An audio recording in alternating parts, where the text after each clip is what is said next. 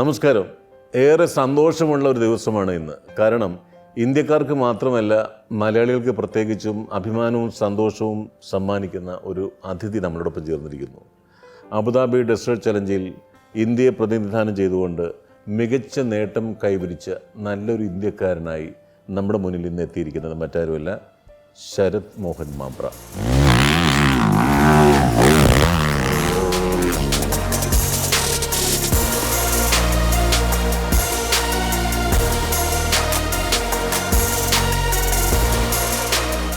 ശരത്തെ, congrats. Thank you. ഏതാണ്ട് 32ഓളം രാജ്യങ്ങളിൽ നിന്നും 126ഓളം പേർ പങ്കെടുക്കുന്ന അതിഗംഭീരമായ വാശിയേറിയ ഒരു മത്സരമാണ് അബുദാബി ഡെസേർട്ട് ചലഞ്ച്. ഇതിനാണ് ബൈക്ക് കാറ്റഗറിയിൽ പറപ്പിച്ചുകൊണ്ട് നമ്മുടെ ശരത് ഇന്ത്യയുടെ അഭിമാനം കാത്തു സൂക്ഷിച്ചുകൊണ്ട് ഈ ഒരു വലിയ അംഗീകാരം നേടിയെടുത്തത്. ശരത്, എങ്ങനെയൊക്കെയായിരുന്നു ഇതിലേക്ക് എത്തിപ്പെട്ടത്? എന്തായിരുന്നു അതിൻ്റെ പ്രചോദനം? ഈ മത്സരത്തിൻ്റെ പ്രിപ്പറേഷൻ എന്ന് പറഞ്ഞാൽ ഞാൻ ഓൾമോസ്റ്റ് ഒരു 8-9 മാസം മുന്നേ ഞാൻ ദുബായിലേക്ക് മൂവായി. കാരണം ഈ കോമ്പറ്റീഷൻ ഫുൾ ഡെസേർട്ടിലാണ് നടക്കുന്നത്. അപ്പോൾ ഡെസേർട്ടിനെ പറ്റി നമുക്ക് നന്നായി അറിഞ്ഞിരിക്കണം. അതുപോലെ തന്നെ അവിടെ നമ്മൾ ഒരുപാട് ട്രെയിനിങ് ചെയ്യണം ഡെസേർട്ടിൽ. കാരണം നമുക്ക് ഇന്ത്യയിൽ നിന്നുകൊണ്ട് നമ്മൾ ഇൻ്റർനാഷണൽ കോമ്പറ്റീഷൻസിൽ പോകുമ്പോൾ നമുക്ക് ഡെസേർട്ടിൻ്റെ ഒരുപാട് കാര്യങ്ങൾ, ഹിഡൻ ആയിട്ടുള്ള ഒരുപാട് കാര്യങ്ങൾ നമുക്കറിയില്ല. എസ്പെഷ്യലി ഈ കോമ്പറ്റീഷൻ പറഞ്ഞാൽ ഭയങ്കര ഫാസ്റ്റായിട്ടുള്ള കോമ്പറ്റീഷനാണ്. അതായത് വേൾഡിലത്തെ ബെസ്റ്റ് റൈഡേഴ്സ് വരുന്നുണ്ട്, ഫാക്ടറി ടീംസ് വരുന്നുണ്ട്. അതേപോലെ തന്നെ ഈ ഇവൻറ്റ് 36 വർഷത്തോളമായി നടന്നുകൊണ്ടിരിക്കുന്നു. അപ്പോൾ അതിന് ഒരു നല്ല പ്രിപ്പറേഷൻ വേണം. Especially as an Indian, as an Malayali, നമുക്ക് അങ്ങനത്തെ ഒരു കോമ്പറ്റീഷനിൽ പോകുമ്പോൾ ഒരുപാട് ചാലഞ്ചസ് ഉണ്ടാവാൻ സാധ്യതയുണ്ട്. അപ്പോൾ 8 മാസം മുന്നേ ഞാൻ ദുബായിലേക്ക് മൂവായി. എന്നിട്ട് ഞാൻ ദുബായിൽ ട്രെയിനിങ് തുടങ്ങി. അവിടുത്തെ ഫാസ്റ്റായിട്ടുള്ള ഒരുപാട് റൈഡേഴ്സ് ഉണ്ട്. അപ്പോൾ അവരെ കൂടെ ട്രെയിൻ ചെയ്യാൻ തുടങ്ങി. ഡെസേർട്ടിൽ ഒരു ദിവസം 150 മുതൽ 250 കിലോമീറ്റർ വരെ ഞങ്ങൾ ട്രെയിനിങ് ചെയ്യും. അപ്പോൾ അങ്ങനെ ആ ട്രെയിനിങ്ങിൻ്റെ ഭാഗമായിട്ടാണ് ഇത് ഇപ്പോൾ ഇത്രയും നല്ലൊരു എന്താ പറയുക നേട്ടം കൈവരിക്കാൻ. അതെ അതെ അതെ. എത്ര പാർട്ടിസിപ്പൻസ് ചോദിക്കുമ്പോൾ ആരൊക്കെയായിരുന്നു പ്രധാനപ്പെട്ട എതിരാളികൾ? പ്രധാനപ്പെട്ട എതിരാളി എസ്പെഷ്യലി റാലിയിൽ നമ്മൾ ഓഫ്കോഴ്സ് അവർ നമ്മുടെ കോമ്പറ്റീറ്റേഴ്സാണ്. പക്ഷേ ബാക്കിയുള്ള മോട്ടോക്രോസ് അല്ലെങ്കിൽ അങ്ങനത്തെ റേസ് പോലെ നമുക്ക് ആ ഒരു റൈവലറി റാലിയിൽ ഉണ്ടാവില്ല. കാരണം ഇതൊരു വലിയ കോമ്പറ്റീഷനാണ്. 5 ദിവസം 6 ദിവസമൊക്കെ ഉള്ള കോമ്പറ്റീഷനാണ്. എസ്പെഷ്യലി നമ്മൾ ഡെസേർട്ടിൽ ഒറ്റയ്ക്കായിരിക്കും ഫാസ്റ്റായിട്ട് ബൈക്ക് ഓടിക്കുക. മൊത്തം 2300 കിലോമീറ്റർ ഉണ്ട്. അപ്പോൾ നമുക്ക് എന്തെങ്കിലും പ്രോബ്ലം ഉണ്ടെങ്കിൽ വേറെ റൈഡേഴ്സും നമ്മളതിനെ ഹെൽപ്പ് ചെയ്യും. അപ്പോൾ അതൊരു ഹെൽത്തി കോമ്പറ്റീഷനാണ്. പക്ഷെ എന്നാലും നമ്മൾ ഹെൽമെറ്റ് ഇട്ട് കഴിഞ്ഞാൽ നമുക്ക് നമ്മുടെ ഫ്രണ്ടിലുള്ള ആളാരാണെന്ന് നമുക്ക് അറിയില്ല. പക്ഷേ നമ്മൾ അവരായിട്ട് കോമ്പീറ്റ് ചെയ്യും. അല്ലെങ്കിൽ അവരായിട്ടുള്ള നമ്മുടെ മാക്സിമം എന്താ പറയുക, നമ്മുടെ മാക്സിമം ലെവലിൽ നമ്മൾ കോമ്പീറ്റ് ചെയ്യാൻ ട്രൈ ചെയ്യും. എന്തൊക്കെയായിരുന്നു ചലഞ്ചസ്? ഫസ്റ്റ് ഡേ, അതായത് കോമ്പറ്റീഷൻ തുടങ്ങി ഫസ്റ്റ് ഡേ എൻ്റെ വണ്ടിയുടെ ഗിയർ ബോക്സിന് ഒരു ഇഷ്യൂ വന്നു. അയ്യോ, അത് ശരി. അപ്പോൾ സ്റ്റാർട്ട് ചെയ്യുന്ന ദിവസം തന്നെ അപ്പോൾ അതിൻ്റെ ടീം ഒരുപാട് രാത്രി മുഴുവൻ ഇരുന്ന് വർക്ക് ചെയ്ത് ശരിയാക്കാൻ നോക്കി, പറ്റില്ല. അത് കഴിഞ്ഞിട്ട് പിറ്റേ ദിവസം എൻ്റെ ഒരു ഫ്രണ്ട് ഉണ്ട് നെതർലാൻഡ്സിൽ. ആളുടെ പേര് ഹെയിങ് ഹെലഗേഴ്സ് എന്നാണ്. ആൾ എന്നെ സപ്പോർട്ട് ചെയ്തു. ആളൊരു ബ്രാൻഡ് ന്യൂ എഞ്ചിൻ എനിക്ക് തന്നു റേസ് ഓടിക്കാൻ വേണ്ടിയിട്ട്. ആളുടെ കൂടെ ഞാൻ 2019 ഒരു റാലിക്ക് വേണ്ടി വർക്ക് ചെയ്തിട്ടുണ്ടായിരുന്നു. അപ്പോൾ ആ ഒരു ഗ്രാറ്റിറ്റ്യൂഡ് കാരണമാണെന്ന് എനിക്കറിയില്ല. കാരണം ആരും അങ്ങനെ എഞ്ചിനൊന്നും ആർക്കും കൊടുക്കില്ലേ, because it's really expensive. And എന്താ പറയുക, അപ്പോൾ ആളെനിക്കൊരു എൻജിൻ തന്നു. അപ്പോൾ അത് ഭയങ്കര വലിയൊരു നല്ല സംഭവമാണ്. അപ്പോൾ ആ എൻജിൻ വെച്ചിട്ടാണ് ഞാൻ സ്റ്റാർട്ട് ചെയ്യുന്നത്. കാരണം എൻ്റെ ഗിയർ ബോക്സ് ഒന്നും ചെയ്യാൻ പറ്റില്ല. കാരണം അത് ചെറിയ പ്രോബ്ലം ആയിരുന്നില്ല ഫിക്സ് ചെയ്യാൻ. അപ്പോൾ ഫസ്റ്റ് ഡേ എനിക്ക് ഗിയർ ബോക്സ് ഇഷ്യൂ വന്നു. സെക്കൻഡ് ഡേ അതായത് നമുക്ക് ഡെസേർട്ടിൽ പോകുമ്പോൾ നമുക്ക് നാവിഗേഷൻ വേണം. അതായത് നാവിഗേഷൻ എന്ന് പറഞ്ഞു കഴിഞ്ഞാൽ സാധാരണ നമ്മുടെ ഗൂഗിൾ മാപ്പല്ല. അപ്പോൾ നമുക്ക് ഡെസേർട്ടിൽ നമുക്ക് ലാൻഡ് മാർക്കോ അല്ലെങ്കിൽ ബിൽഡിങ്സോ ഒന്നും ഉണ്ടാകുന്നില്ല. ഫുൾ എന്താ പറയുക, മരുഭൂമിയാണ്. എവിടെ നോക്കിയാലും കടൽ പോലെ, മരുഭൂമി പോലെ, കടൽ പോലെയാണ് മരുഭൂമി.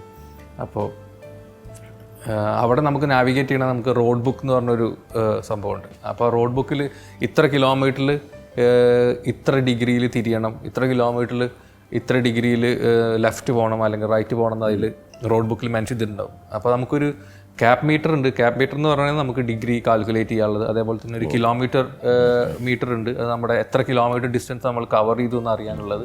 പിന്നെ ഈ റോഡ് ബുക്ക് ഉണ്ടാവും. അപ്പോൾ ഈ റോഡ് ബുക്കിൽ തരുന്ന കിലോമീറ്ററും ഈ ഡിഗ്രിയും മാച്ച് ചെയ്തിട്ട് വേണം നമ്മൾ നാവിഗേഷൻ ചെയ്യാൻ. അപ്പോൾ അത് ഫിസിക്കലി മാത്രമല്ല, നമുക്ക് മെൻ്റലിയും കുറച്ച് ഡിമാൻഡിങ് ആണ്. ഒന്ന് ചോദിച്ചോട്ടെ, ഞങ്ങൾ സാധാരണക്കാരായിരുന്ന കാര്യമാണ്, എത്ര കിലോമീറ്റർ സ്പീഡിലായിരിക്കും ഈ ബൈക്ക് റേസിൽ പങ്കെടുക്കുമ്പോൾ? ഈ പെർട്ടിക്കുലർ കോമ്പറ്റീഷൻ നമ്മുടെ മാക്സിമം സ്പീഡ് നമുക്ക് 160 വരെ ചെയ്യാൻ പാടുള്ളൂ. 160യുടെ മുകളിലോട്ട് പോയി കഴിഞ്ഞാൽ നമുക്ക് പെനാൾട്ടി കിട്ടും. അതെ അതെ. അപ്പോൾ 160, 155, 157 ഒക്കെ ആകുമ്പോൾ ഒരു അലാമുണ്ട് ബൈക്കിൻ്റെ മുകളിൽ. അത് നമ്മുടെ റാലി ഓർഗനൈസേഷൻ തരുന്നതാണ്. അത് ഭയങ്കരമായിട്ട് സൗണ്ട് ഉണ്ടാക്കും. അപ്പോൾ നമുക്കറിയാം.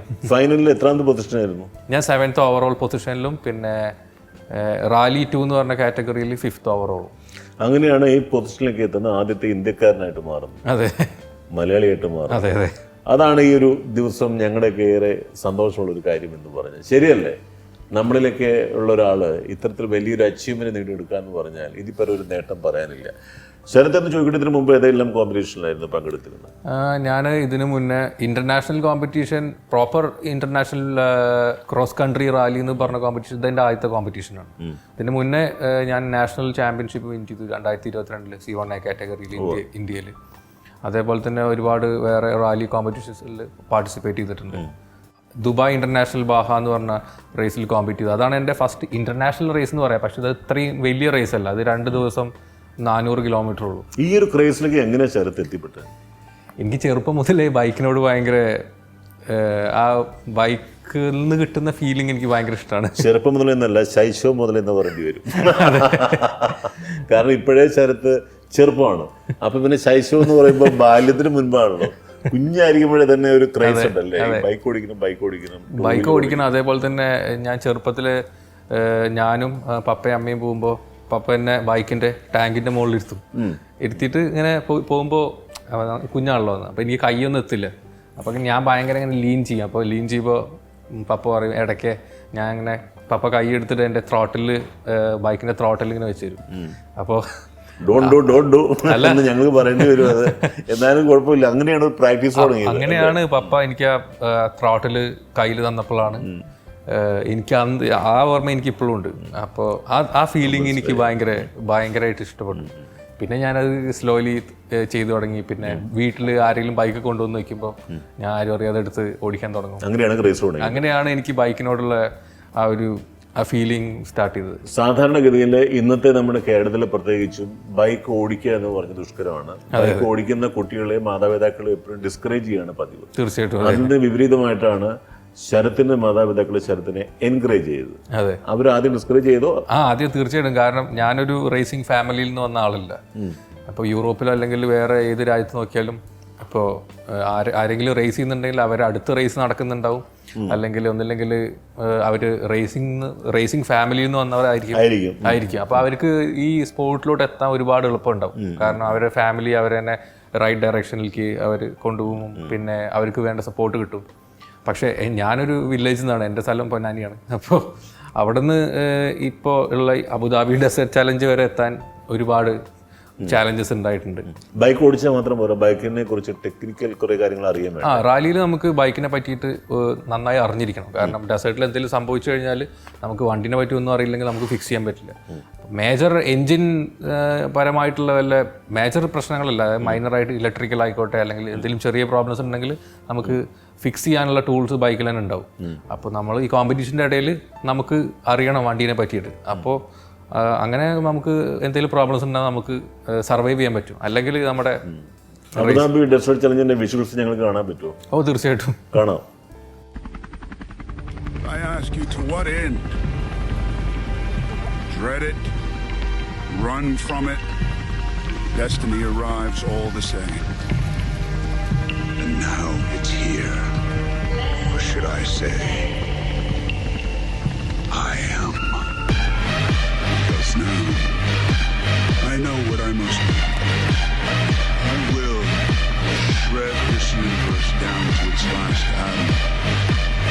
And then, with the stones you've collected for me, create a new one, teeming with life, that knows not what it has lost, but only what it has been given. Grateful, born out of blood, they'll never know.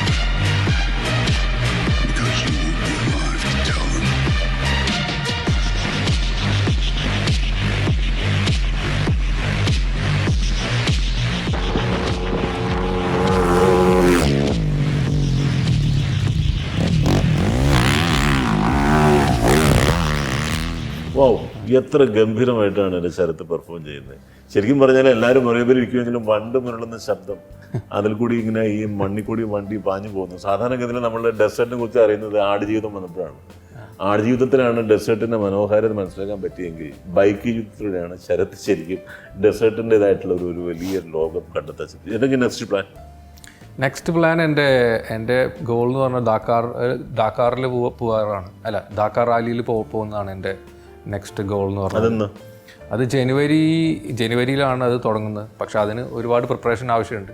Of course ഈ training ഞാനിപ്പോൾ ചെയ്ത training എല്ലാം helpful ആവും. കാരണം ഡാക്കാർ എന്ന് പറഞ്ഞു കഴിഞ്ഞാൽ full desert raise ആണ്. പക്ഷെ അതിലിപ്പോൾ കഴിഞ്ഞ കുറച്ച് വർഷങ്ങളായിട്ട് ഡാക്കാർ അത് സൗത്ത് അമേരിക്കയിൽ നിന്ന് മാറി സൗദി അറേബ്യയിലേക്ക് വന്നു ഒരു 5-6 വർഷത്തോളമായിട്ട്. ഇപ്പോൾ കൂടുതൽ ഡെസേർട്ടാണ്. അതേപോലെ തന്നെ നമുക്ക് റോക്സിൽ നമ്മൾ ഭയങ്കര നന്നായിട്ട് പെർഫോം ചെയ്യണം. അതായത് ഡ്യൂൺസിൽ മാത്രമല്ല റോക്സും ഉണ്ട്. അപ്പോൾ റോക്സിലത്തെ ട്രെയിനിങ് ഭയങ്കര ഇമ്പോർട്ടൻ്റ് ആണ്. അപ്പോൾ ഇനി എനിക്ക് റോക്സിൽ ട്രെയിനിങ് സ്റ്റാർട്ട് ചെയ്യണം. പിന്നെ എൻ്റെ നാവിഗേഷൻ ട്രെയിനിങ്ങിൽ സ്കിൽസ് കുറച്ചും കൂടി നന്നാക്കാനുണ്ട്. പക്ഷെ ഓഫ്കോഴ്സ് ഒരുപാട് സമയം ഇനി മുന്നിലുണ്ട്. പക്ഷെ ഞാനിപ്പോൾ ദുബായിൽ പോയ ഉടനെ തന്നെ ട്രെയിനിങ് സ്റ്റാർട്ട് ചെയ്യും. അപ്പോൾ ഓഫ്കോഴ്സ് ഡാക്കാർ നന്നായി ചെയ്യാൻ പറ്റുമെന്ന് ഞാൻ വിശ്വസിക്കുന്നു. ഇപ്പോൾ താമസം ദുബായിലാണ്? ഇപ്പോൾ ഞാൻ ഫുൾ താമസം ദുബായിലാണ്. പ്രാക്ടീസിൻ്റെ ഭാഗമായിട്ട്? അതെ.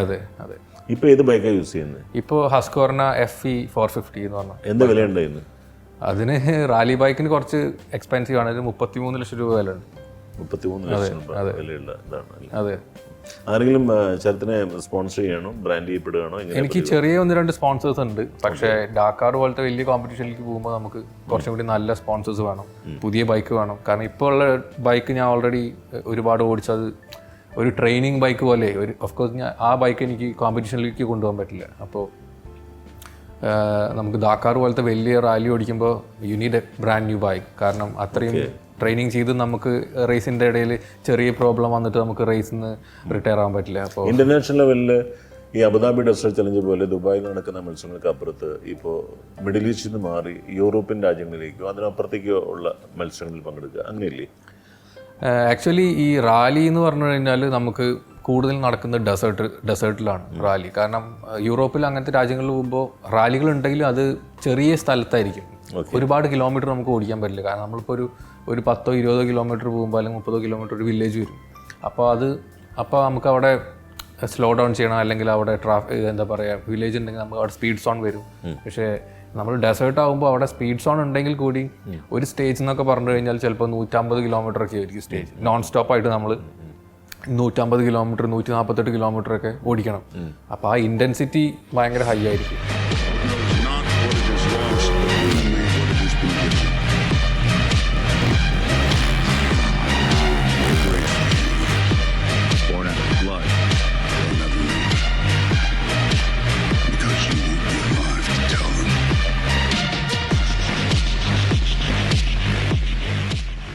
ചേട്ടൻ ഞാനൊരു കാര്യം ചോദിക്കട്ടെ, നമ്മുടെ കുട്ടികൾക്കെല്ലാം ടൂ വീലർ എന്ന് പറയുമ്പോൾ ഒരു ക്രൈസാണ് അല്ലേ? ഏറ്റവും കൂടുതൽ സേഫ്റ്റി പാലിക്കപ്പെടേണ്ടതും ഏറ്റവും കൂടുതൽ സേഫ് ആകേണ്ടതും അത്യാവശ്യമുള്ളൊരു കാര്യമാണ്. തീർച്ചയായിട്ടും. ഒരു ബൈക്ക് റൈഡർ എന്ന രീതിയിൽ ഒരു കോമ്പറ്റീഷനിൽ പങ്കെടുക്കുമ്പോൾ എന്തായിരിക്കാം മനസ്സിൻ്റെ ഒരു കട്ടി അല്ലെങ്കിൽ confidence? Okay, try till the goal is reach എന്ന് പറഞ്ഞ പോലെ ലക്ഷ്യത്തിലേക്ക് മാത്രം പരിശ്രമിച്ചുകൊണ്ടിരിക്കുക തന്നെയാണ്, സംശയമില്ല. എങ്കിൽ കൂടി നമ്മുടെ മനസ്സിൻ്റെ ഒരു തയ്യാറെടുപ്പില്ലേ, അപകടം പറ്റരുത്, ആ ഒരു മെച്യൂരിറ്റി ചെയ്തിട്ടില്ല. റാലി എന്ന് പറഞ്ഞു കഴിഞ്ഞാൽ സത്യം പറഞ്ഞാൽ കുറച്ച് ഡേഞ്ചറസ് സ്പോർട്ടാണ്. കാരണം നമ്മൾ ചെയ്യുന്ന സ്പീഡ് ഭയങ്കര ഹൈ ആണ്. പിന്നെ എസ്പെഷ്യലി ഈ ബൈക്ക് ഭയങ്കര പവർഫുള്ളാണ്. അതേപോലെ തന്നെ സാധാരണ ബൈക്ക് വെച്ച് നോക്കുമ്പോൾ ഇതിന് ഭയങ്കര വെയിറ്റ് കൂടുതലുണ്ട്. കാരണം ഇത്രയും കിലോമീറ്റർ ഡിസ്റ്റൻസ് കവർ ചെയ്യേണ്ട കാരണം കൊണ്ട് ഈ ബൈക്കിൻ്റെ ഫ്യൂൽ ടാങ്ക് 35 ലിറ്ററാണ്. 34 to 35 ലിറ്ററാണ് ഈ ഫ്യൂൽ ടാങ്ക്. അപ്പോൾ വണ്ടി ഓൾമോസ്റ്റ് 183 കിലോ വെയിറ്റ് വരും വിത്ത് ഫ്യൂൽ. അത്രയും വെയിറ്റുള്ള വണ്ടി നമ്മൾ ഇത്രയും സ്പീഡിൽ പോകുമ്പോൾ അത് നമ്മൾ ആ വണ്ടിയിൽ ഒരു ക്രാഷ് ആവുമെന്ന് പറഞ്ഞാൽ അതിൻ്റെ ഇമ്പാക്റ്റ് ഭയങ്കര വലുതായിരിക്കും. അപ്പോൾ മൈൻഡ് ഭയങ്കര നമ്മൾ മെച്ചോർഡ് ആയിരിക്കണം. കാരണം റാലി എല്ലാവരും ചെയ്യുന്നത് കുറച്ച് ഓൾഡ് ആയിട്ടുള്ള ആൾക്കാരാണ്. 30 ഇപ്പോൾ എല്ലാവരും ഒരു 25-22 തുടങ്ങുന്നുണ്ട്. പക്ഷെ എന്നാലും ഒരു 10 വർഷം മുന്നേ വരെ എല്ലാവരും ഒരു 30+, 40+ ഉള്ള ആൾക്കാരാണ് റാലിയിൽ പങ്കെടുക്കുന്നത്. കാരണം അതിന് നല്ലൊരു മൈൻഡ് മെച്യൂരിറ്റി വേണം. അതേപോലെ തന്നെ ബ്രേക്ക് ചെയ്യേണ്ട സമയത്ത് നമ്മൾ ബ്രേക്ക് ചെയ്യാനും പുഷ് ചെയ്യേണ്ട സമയത്ത് നമ്മൾ പുഷ് ചെയ്യാനുള്ള ഒരു മൈൻഡ് നമുക്ക് വേണം. സാധാരണ മോട്ടോക്രോസ് അല്ലെങ്കിൽ ചെറിയ ഷോർട്ട് ഡിസ്റ്റൻസ് റേസിൽ നിന്ന് നമ്മൾ റാലിയിലേക്ക് വരുമ്പോൾ എന്താ ഉണ്ടാവുക എന്ന് പറഞ്ഞു കഴിഞ്ഞാൽ ശരിക്കും നമ്മൾ 100% പുഷ് ചെയ്യും. പക്ഷേ ശരിക്കും റാലിയിൽ 100% പുഷിങ് അല്ല. നമ്മൾ ചില സ്ഥലത്ത് നമ്മൾ സ്ലോ ഡൗൺ ചെയ്യാൻ വേണം. ഇപ്പോൾ ഫോർ എക്സാമ്പിൾ നമ്മളിപ്പോൾ വിചാരിക്കും നമ്മളെ സ്ട്രെയിറ്റ് ആയിട്ടുള്ളൊരു ഒരു പ്ലാറ്റ്യോ എന്ന് വിചാരിക്കുക. അവിടെ നമുക്ക് മാക്സിമം സ്പീഡിൽ പോകാൻ പറ്റുമെന്ന് വിചാരിക്കുക. നമ്മൾ മാക്സിമം സ്പീഡിൽ പോയിക്കൊണ്ടിരിക്കുമ്പോൾ നമ്മൾ വിചാരിക്കും ഓക്കെ ഇവിടെ ഫ്ലാറ്റ് ആണല്ലോ, അപ്പോൾ എനിക്ക് ഫുൾ സ്പീഡിൽ പോകാം, റോഡ് ബുക്കിൽ ഡേഞ്ചർ ഇല്ല എന്ന് വിചാരിക്കുമ്പോഴായിരിക്കും ചിലപ്പോൾ ഒരു 50 മീറ്റർ ഡ്രോപ്പ് വരിക. അപ്പോൾ അവിടെ നമ്മൾ ആ 50 മീറ്റർ ഡ്രോപ്പ് നമ്മൾ ആൻറ്റിസിപ്പേറ്റ് ചെയ്തിട്ടില്ല, അത് വരാൻ സാധ്യത ഉണ്ടെന്ന് നമുക്ക് അറിയില്ല, അല്ലെങ്കിൽ നമ്മൾ അതിനെ കാണുന്നില്ല വെച്ചെങ്കിൽ നമ്മൾ ഈ 50 മീറ്റർ ജമ്പ് ചെയ്യും, ക്രാഷ് ആവും, ചിലപ്പോൾ എല്ലുകൾ മുറിയാം, ചിലപ്പോൾ അത് സീരിയസ് ഇഞ്ചുറിയിലേക്ക് വരെ എത്തിക്കാം. അങ്ങനെയൊന്നും സംഭവിക്കാതിരിക്കട്ടെ എങ്കിൽ കൂടി ചോദിക്കുകയാണ്. അതെ, അങ്ങനെ വല്ലതും പറ്റിയിട്ടുണ്ടോ? എനിക്കൊരു വലിയ ഇഞ്ചുറി ഉണ്ടായിരുന്നു 2021.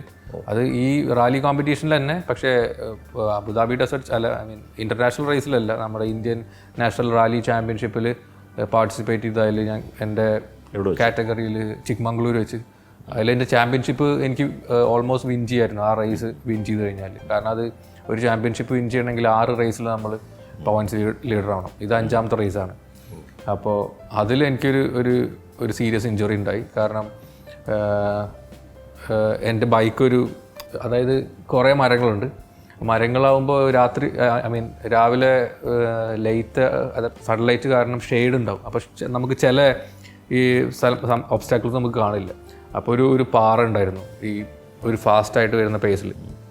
അപ്പോൾ അത് ഈ ഇലകളൊക്കെ കാരണം എനിക്ക് കാണാൻ പറ്റില്ല. അപ്പോൾ ഞാൻ പാറയിൽ പോയിട്ട് വണ്ടി ഇടിച്ചു. പെട്ടെന്ന് എൻ്റെ ഈ ഹാൻഡിൽ ബാർ വന്ന് എൻ്റെ അബ്ഡമനിൽ ഇടിച്ചു. പിന്നെ ഞാൻ വീണു, എൻ്റെ കോളർ ബോൺ ഫ്രാക്ചറായി. അപ്പോൾ ആ കോമ്പറ്റീഷൻ അവിടെ നിന്ന് പിന്നെ എന്നെ ആംബുലൻസിൽ കൊണ്ടുപോകാൻ ചെയ്ത്. പിന്നെ റാലി അവർ കംപ്ലീറ്റ്ലി അന്നത്തെ ഡേ റാലി സ്റ്റോപ്പ് ചെയ്തു. ഞാൻ ഉദ്ദേശിച്ചത് അപ്പോഴൊന്നും ഒരു തളർച്ചയില്ലാതെ ഇനിയും മുന്നേറണം എന്നുള്ള. അതെ. അപ്പോഴും ഓഫ് കോഴ്സ് എന്തായാലും, കാരണം ഞാൻ വിചാരിച്ച എനിക്ക് നെക്സ്റ്റ് കോമ്പറ്റീഷൻ ജസ്റ്റ് ഓടിച്ച് ഫിനിഷ് ചെയ്ത് കഴിഞ്ഞാൽ എനിക്ക് ചാമ്പ്യൻഷിപ്പ് വിൻ ചെയ്യായിരുന്നു. പക്ഷെ ഞാൻ ഹോസ്പിറ്റലിൽ എത്തിയപ്പോൾ ഡോക്ടറെ അടുത്ത് ചോദിച്ചത് എനിക്ക് കോളർ ബോൺ സർജറി ചെയ്ത് കഴിഞ്ഞിട്ട് അടുത്ത 2 ആഴ്ച കഴിഞ്ഞ് കഴിഞ്ഞാൽ എനിക്ക് കോമ്പറ്റീഷനിൽ പോകാമല്ലോ. അപ്പോൾ ഡോക്ടർ പറഞ്ഞു നോ, കോളർ ബോൺ അല്ല ഇഞ്ചുറി, അബ്ഡമനിൽ ഒരു ട്രോമ ഉണ്ട്. അപ്പോൾ അത് ഇൻറ്റേർണൽ ഓർഗൻസിനെ കുറച്ച് എഫക്റ്റ് ചെയ്തിട്ടുണ്ട്, കുറച്ച് ബ്ലീഡിങ് ഉണ്ട്, അപ്പോൾ കുറച്ച് സീരിയസ് സിറ്റുവേഷനാണ്. സോ ഒരു 10-12 ദിവസം ഒബ്സർവേഷനിൽ വെക്കണം എന്ന് പറഞ്ഞു. അപ്പോൾ എൻ്റെ കോളർ ബോൺ ഫ്രാക്ചർ ആയിട്ട് ഞാൻ വിചാരിച്ച് കോളർ ബോൺ സർജറി ചെയ്ത് കഴിഞ്ഞിട്ട് എനിക്ക് അടുത്ത കോമ്പറ്റീഷനിലേക്ക് പോകാം 2 ആഴ്ച കഴിഞ്ഞിട്ട്. ഇനി ഒരു ലൈറ്റ് ചോദ്യം, ഇത്രയെല്ലാം സ്പീഡിനെ പ്രണയിക്കുന്ന സമയത്ത് ശരത്തിനെ പ്രണയിക്കുന്നവർ നമ്മുടെ നാട്ടിലുള്ളവരാണോ വിദേശികളാണോ? അങ്ങനെ ചോദിക്കാമല്ലോ, സ്വാഭാവികമായിട്ടൊരു പ്രണയം ഉണ്ടാവും. കാമുകിമാരുടെ കാര്യം ഞാൻ ചോദിച്ചത്, നിങ്ങളാരെ തുറന്ന് ചോദിക്കുക? കാമുകിമാര് അല്ല, അങ്ങനെ ഞാൻ ചോദിച്ചതേ ഉള്ളൂ. ചോദിക്കണം. ആഹാ, അത് ശരി. ഉണ്ടെങ്കിൽ ഉണ്ട്, ഇല്ലെങ്കിൽ അറ്റ് ദ മൊമെന്റ് ഇപ്പൊ ഒന്നുമില്ല. പക്ഷെ ഇപ്പൊ ഞാൻ ഫുൾ ഫോക്കസ് എന്റെ റേസിംഗിലാണ്. പക്ഷെ ഓഫ് കോഴ്സ് നല്ല ആൾക്കാരെ കണ്ടാലും റെഡിയാണ്. ഇനി ഒരു ചോദ്യം കൂടി ബാക്കിയുണ്ട്. മെഡിറ്റേഷൻ അല്ലെങ്കിൽ തലേദിവസം രാത്രി ഉറങ്ങാൻ നേരത്തുള്ള മാനസികമായ പ്രിപ്പറേഷൻ, ഒരു ധ്യാനാത്മകമായ മനസ്സ്. ഞാൻ രാവിലെ റൈഡിൽ പങ്കെടുക്കുകയാണ്. എന്തായിരിക്കും ആ ഒരു മെഡിറ്റേഷൻ്റെ ഒരു?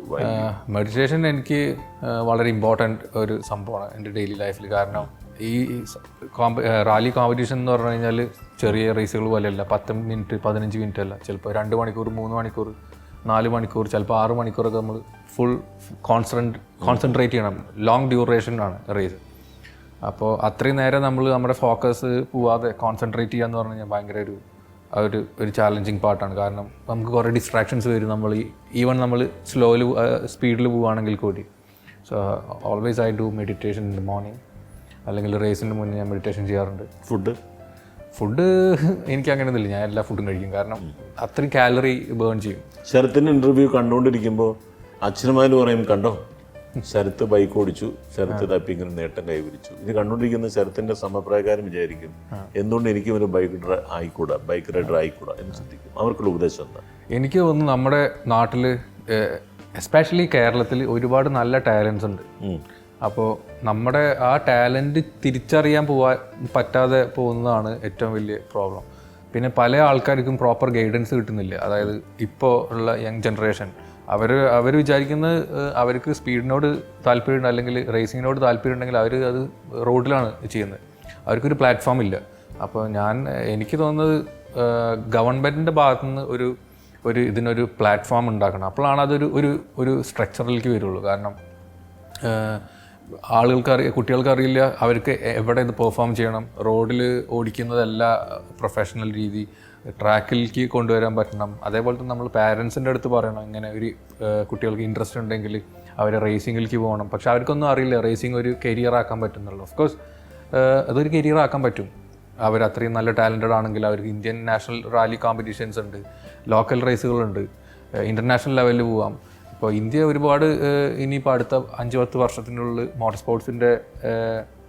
സ്പോർട്സിൽ ഒരുപാട് പ്രോഗ്രസ് വരാൻ സാധ്യതയുണ്ട്. അപ്പോൾ ആർക്കെങ്കിലും റേസിങ്ങിലോട്ട് വരാൻ താല്പര്യം ഉണ്ടെങ്കിൽ അത് ഒരിക്കലും റോഡിൽ ചെയ്യരുത്. അതിന് പറ്റിയ ട്രാക്കുകളുണ്ട്, ഒരു ഫോമാറ്റിൽ ചെയ്യുക. ഒരിക്കലും റോഡിൽ ചെയ്യാൻ പാടില്ല എന്നാണ് എൻ്റെ ഒരു അഡ്വൈസ്. നല്ല അഡ്വൈസാണത്. അപ്പോൾ വരാനിരിക്കുന്ന ധാക്ക റൈഡിലും അതേപോലെ കോമ്പറ്റീഷനിലും വരാനിരിക്കുന്ന ഇന്ത്യയിലെ കോമ്പറ്റീഷനിലും ഇനിയും ഇന്ത്യയിൽ മികച്ച നേട്ടങ്ങൾ കൈവരിക്കാനായിട്ട് സാധിക്കട്ടെ എന്ന് കണ്ടുകൊണ്ടിരിക്കുന്ന എല്ലാവർക്കും വേണ്ടി ശരത്തിന് എല്ലാ ആശംസകളും നേരുന്നു. Sarath Mohan Mampara, congrats once again. Thank you very much. All the best. Thank you. Sarath Mohan Mampara ശരിക്കും പറഞ്ഞാൽ നമ്മളെ യുവതലമുറയുടെ പ്രതീകമെന്ന് വിശേഷിപ്പിക്കാം. കാരണം അബുദാബി ഡെസേർട്ട് ചലഞ്ച് പോലെയുള്ള വലിയൊരു മത്സരത്തിൽ വിജയം നേടിയെടുക്കുക എന്നുള്ളത് എല്ലാവർക്കും പ്രചോദനമാണ്. ഈ ഒരു പ്രചോദനം ഉണ്ടെങ്കിൽ നമ്മുടെ യുവതലമുറയ്ക്ക് നിരവധി നേട്ടങ്ങൾ കൈവരിക്കാൻ പറ്റും എന്നുള്ള കാര്യത്തിൽ യാതൊരു തർക്കവുമില്ല. ഇതേപോലെ നിരവധി ശരത് മോഹന്മാർ നമ്മുടെ നാട്ടിലുണ്ടാകട്ടെ എന്ന് നമുക്ക് ആഗ്രഹിക്കാം, അല്ലേ?